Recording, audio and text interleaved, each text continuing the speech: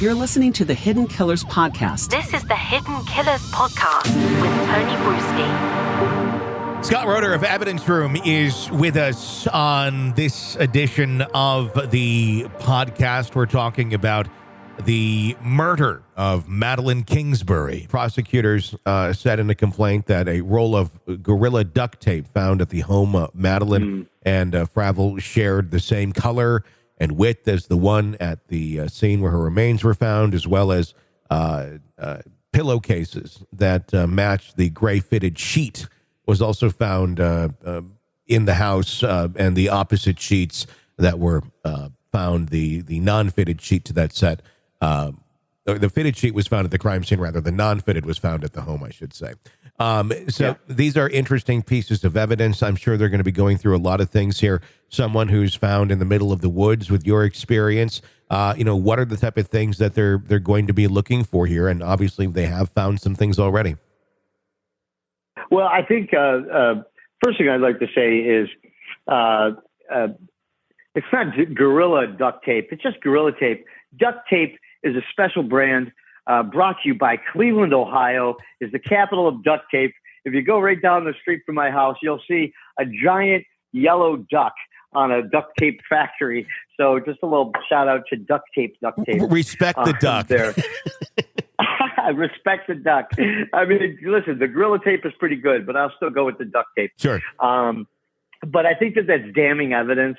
The fact that they found the fitted sheet to the air mattress that she was found in, and there was also a towel that was knotted and wrapped around her neck, around his neck.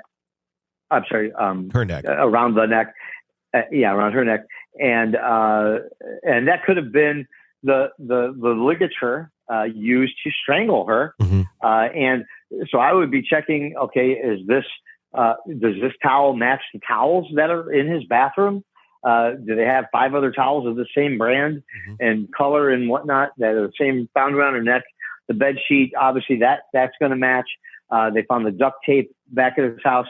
I mean, these are all damning pieces of evidence that implicate him dramatically. So, and they're going to find a lot more stuff too. They might find his DNA, his skin under her fingernails. Sure. When somebody gets strangled to death, their first indication is going to be to, scratch and claw at the arms, face area of the person that's strangling them, whatever they can reach. So I think that they will find more evidence. When somebody's found like that out in the woods, he actually did himself a disservice if he did do it by wrapping her in the towel, because that would preserve the body and prevent it would prevent the acceleration of the decay of the body, and thereby evidence if it was just exposed to the elements. By wrapping her in the sheet, that would maybe not by a lot, but it would preserve that evidence somewhat to prevention of animals and certain weather, things like that. It keeps all of that evidence together. So I think that he did himself a disservice by doing it that way, because I think it's going to preserve the evidence. If she would have just been exposed without that, there would have been a much higher rate of decomposition, I think. How long does things like underneath your fingernails, his DNA, if she was out there in the elements, although being wrapped in a towel, or a sheet, how long does DNA last on something like that, where they could trace it back to him if in fact it's there? I mean, like I said, it depends on the specific of what kind of weather and the duration. But I think that you would expect DNA and skin to be under those fingernails for, well over, 6 months to a year. Really? Okay. You should still be able to find evidence of it. As long as it hasn't been destroyed or eaten or something like that. Right. Right. Yeah, exactly. This is kind of morbid. And I know, as far as I know, this did not happen in this case. Is that why sometimes you see murders where people's hands are missing or fingers are missing? Is that something where like a more experienced person is like a more experienced killer rather is more like, I know they could get me on this, so I'm going to take this with me? Yeah, absolutely. I think, people think that. And it's true. Listen, we don't want to give a playbook to potential murderers out there. But at the same time, I think that that's probably true. That, if you're, really trying to, if these people can keep their cool mind about them and do it like that, then that's absolutely something one would think of if they're in their right mind and they're trying to get away with this murder. But the bottom line is most people that commit murders are not in their right mind. They're not thinking correctly. They're not using their full capacity of cognitive thought, because if they were, they wouldn't be doing the crime in the first place. Sure. These people are by nature going to have big mistakes. And just to give a shout out to the 17th century scientist, forensic scientist Edwin Locard, who said, whenever you enter a room, you leave something there, and whenever you leave a room, you take something with you. And that is the basic footprint to forensic science, is no matter how big or how small, you always leave something behind and you take something with you. Whenever you go into a room and walk out, whether it's a fiber, whether it's DNA, whether it's blood, whether it's, whatever it is, there's always a sign that's left. And it's up to the investigator to figure out what it is and bring that person to justice. Oftentimes in cases like this, it's the murderer, the spouse, whoever it is, they're not a career killer. It's something that either they were plotting for a little while and thought they had the perfect plan, or sometimes it's accidental but intentional at the same time, where in the heat of the moment, things went too far. This is an interesting one from what we know about Fravel, as far as his behavior and the abuse that he put on to Madeline. We have stories of her being on phone calls, on Zoom calls, where he didn't realize she was there, and then physically attacking her and assaulting her.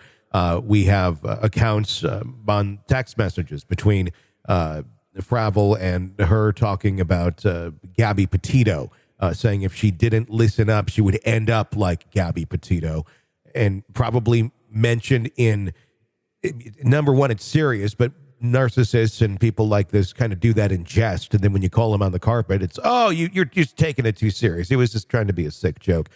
And also him hitting her in front of the kids, and she saying, I'm not okay with that. And his response saying, you'll adjust.